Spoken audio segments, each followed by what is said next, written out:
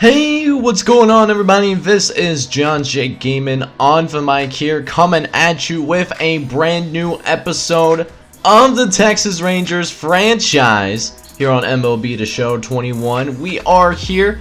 We're in the month of June to start things off, and I have to say, we're doing a lot better than I anticipated us to be. You see, like, our overall ratings, on the right-hand side, we're not great at anything particularly. We're ranked 25th, so we should be one of the worst ball clubs, in the Major League Baseball. But surprisingly, we've been holding our own so far. We're 31-24. I still want to go towards like a rebuild kind of route, trying to build this squad up, rebuild the farm system per se, and it'll be interesting to see how we do things, especially because we have draft day here in a couple of days. The only thing in the only league in professional sports that allows the draft to be in the middle of the season. Can you imagine that? It blows my mind personally, but just kind of seeing the position ratings based on the 30 MLB squads, and right now it seems we have a few needs. Starting pitcher definitely makes sense for sure. Just because we don't really have a true ace, but also could be using a first baseman, a third baseman, center fielder, that kind of stuff. So, only thing left to do now, let's get, not waste any time. Let's get right into draft day. Let's show the future of the Texas Rangers, man. So if you're excited about it, do me a favor, smash that like button as well as hit subscribe if you happen to be brand new. And we'll go ahead now and hit up draft day, baby. Let's get it, man. So we're here now at the MLB draft, and it does seem like we do have at least, the second overall pick in this draft. So I'm really excited about that. That being said, we see that the first pick was Jay Kimball, starting pitcher, who will be he's going to play for the Pittsburgh Pirates, it seems like.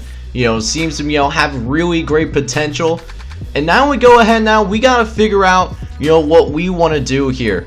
There's a couple of needs that we certainly have a lot of really good talent, available on the board. And, it says that, we got a nice little balance, everywhere. But, I want to go ahead, just take a look at trying to find, the best prospects possible. It seems like there is quite a few, starting pitchers that are considered blue chips, and I feel comfortable maybe waiting till the second round, potentially before we go about, maybe getting a starting pitcher. But I'm looking at Kenny Ruff here, man. He has 80 potential. He's 18 years old, 65 overall. Says his MLB ETA is 2023, and what I like about this kid as well, the Netherlands star, he has a couple of secondary positions as well, left field and right field as well on top of it. His power stuff, is pretty average overall, but he has great speed and has a very good steal as well. We do have a need for center field, I think, for sure. So I do think what I am going to go ahead and do, since Delano DeShields Jr., he's 24 years old, or 28 years old, but only, 74 overall. I'm going to go ahead and draft Kenny Ruff. And that's going to be our first pick in this MLB draft. So it turns out that we actually didn't have any competitive balance rounds, for round A, but we're here now at round number 2. So let's go ahead and figure out what I want to do next. So in the second round, I ran into, just looking at guys that, that my scouting department, at least mostly scouted, have a green and accuracy. And I'm looking at Sam Flint. He is 21 years old. He is, he plays that catcher position, from Maryland. Got some decent stuff, 70 potential, has an ETA of 2024. Doesn't do, anything really great. Besides, does have a very good arm that's well above average, but he's at least average in almost everything. So he's like nice all-around player to have. And his secondary position is also first base, which could come into handy later on. So I'm gonna go ahead, pull the trigger, and draft Sam Flint in the second round. And hopefully we hit more of it one person for these at least in this draft. We could definitely use it right about now. So if we can hit on more than just our blue chip prospect, that would be great. Now, for this third round pick, what I think I want to do, since, you know, what I'm really looking for is maybe someone that could potentially grow into that, ace in the rotation. I'm looking at Javier Tejera, and I know it's a little bit of a shot in the dark, but, based on, what I can see, it seems like this guy has a very good velocity on his ball, has very good fielding. His arm isn't that great, so that makes me wonder, maybe he's not a guy that could last very long. Pause. Very good reaction time though, so that's definitely very promising to see. It has a very good four-seamer, got some, speed stuff, even with his curve changeup and slider. So I think for this third round pick, what I want to go ahead and do is take a little bit of a shot in the dark, and we'll go ahead and draft Javier Tejera, bring him over to the squad.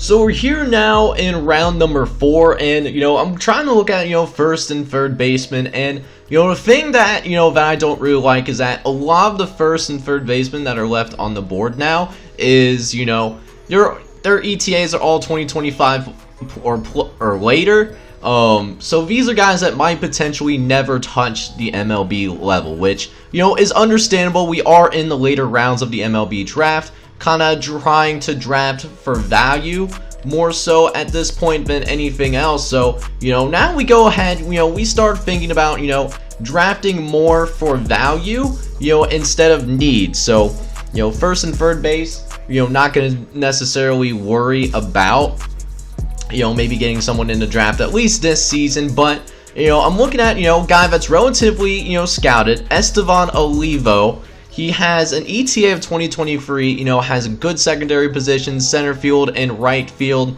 Seems like he'll have a good fit. He would need to work on his power hitting a little bit. That's a little bit below average. But he does have a very good steal rating, and he does have good vision, good discipline at the plate. So, and a guy, he's a switch hitter, which that'll be helpful against both lefties and righties. He is 22 years old, which is a little bit worrisome, but he is a 4th round pick, so we'll go ahead, take a little bit of a shot in the dark here with Estevan Ovan, and then we'll go into our final pick, I guess our last pick in this MLB draft, and now we're at 2025 or later. Now I'm just kind of looking around, see, who could be, a good fit for us here. See, we looked at a ton of like fielders, whatnot. Pablo Fernandez. Starting pitcher, we could do that. Jason Pine, that's a closer. We could do closer. We're actually deep at closer, so I don't want to necessarily do that as well. We'll actually might go ahead and take a complete shot in the dark. We'll go with Brady John here. I feel like that would make the most sense for us.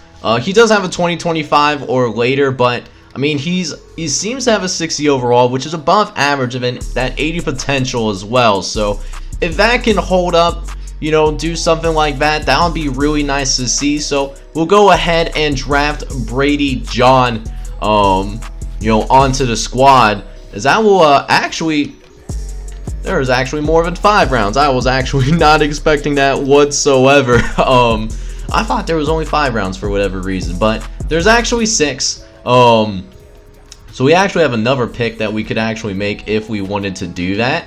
Just taking a look at our draft class so far, it could be a pretty solid draft class. We're banking on the potential a little bit, which is fine with me because I am looking for, a longer rebuild.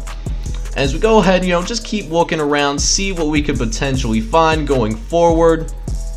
A lot of guys that we don't, necessarily, have looked at necessarily thus far. So, I mean, this one, I said a lot of shots in the dark. This is definitely could be a shot in the dark. Kyle Tavares, he's looked at as a 2024 guy, 65 overall, 65 potential, not great, but if that 2024 ETA, actually works, and if he actually does make it to the MLB, that would be a good look for us. So we'll go ahead, we'll draft Kyle Tavares onto the squad, and that should round out our MLB draft for us here. 2021 first year player draft now coming to an end, as we have the end of the regular season to go ahead and sign our draft picks. Which, by the way, guys, if you do want to have a custom prospect and you didn't get a chance to get one in before the series started. Feel free to let one, set up a custom player down in the comments. I will have a template, as a pinned comment for you guys to follow. First priority, first ones to get in, they'll be on the Texas Rangers, of course, be in that farm system. But if you don't get on the Texas Rangers, when you submit your guide, don't freak out. I will put you in the game and put you on other teams. So, that's something to, watch out for. Alright, let's go ahead and check out our draft class, see how we did. Alright, so we took a look at our draft class once we get done, and all things being considered, we actually did a really good job, it seems like. Kenny Ruff, who was a blue chip prospect, he comes in 69 overall, which of course is very nice, but also has 92 potential, so he can definitely grow into a superstar. We also have on our draft class in the 3rd round a potential future all-star guy in Javier Tejera. He has 85 potential. We have starting caliber MLB players, Sam Flint, that we got in the 2nd round. Estevan Olivo, he could potentially, make it to the MLB as a starter. And then same thing with Brady John. Kyle Tavares, not a great pickup. He'll be a decent player in the minor leagues, but I don't know if he'll actually make it to the big league level. Maybe as a backup, potentially towards, in September or whatnot. But, I mean, all things being considered, we did a pretty good job with this draft class, I think. And I'm going to make an offer to all of these players. Hopefully, they'll accept them. So we go ahead and get ourselves into some critical situations. And Joey Gallo, he has been absolutely killing it. 3 for 3, but also with, a couple of home runs already in this game. And what they want us to do, trying to get home run number 3 of this ball game alone. And Joey Gallo, I've always been questioning, how he's been able to, to stay in, be a relevant team, be at least, competitive, at this point in the season. And a lot of it does have to go on to Joey Gallo. He has really done a very good job with his power numbers, it seems like, as Joey Gallo is gonna send this one deep. This might be gone, and it is gone, like a girl in a country song. And Joey Gallo gets his 3rd home run of the day, his 11th overall of the season, and you absolutely love to see it. And that gives us an even bigger lead to work with here, playing up against these Colorado Rockies. And we do end up winning that game as well, man. We're going to win this one very big. No surprises there. Joey Gallo, a huge reason why we got this huge win as well. Going to win this one, it seems like, by a final score of 13-6. As we sim a little bit further now, get ourselves in another critical situation, as we try to go ahead and walk it off again with Joey Gallo. This time, things being a lot tighter. A 2-2 game as we send this one as well. It was sent out on a trip, but it was fouled off, unfortunately. So an 0-2 count coming for us here. That's outside. 1-2 count coming for Joey Gallo. He's 0 for 3 so far, and it's going to be 0-4. He will strike out. And unfortunately, because he strikeouts, we actually go ahead and go into extra innings. And in this dynasty, I do have the extra innings rule turned on. So we're going to be out here. We got the game all tied up at 2 here. Runner is on second base because that is what the extra inning rule is. And we allow a base hit to the right-hand side. Second baseman could not get there in time, unfortunately. And so right away, we already have runners at the corners here. Not a good look for us. But we do get a strikeout here with Sam Galengio. I know it was saw in the first episode, JJ and the slaughter names. If you have followed the channel for a while, you know I'm not great with pronunciations. I will eventually get better. Eventually, you know what I'm saying. But right now, we got ourselves, runners at the corners. We need to get this guy struck out here. We throw a slider inside. We didn't hit him, but we do get it to a 1-2 strikes here. Big at bat here for both squads here. As we draw the 1-2 pitch, we throw another one inside here. So it's now 2 balls and 2 strikes, trying to get it past him. going for the double play. Get the out at second. But he's too fast, and we're safe at the first. And so the Tampa Bay Devil Rays is going to get the leading run.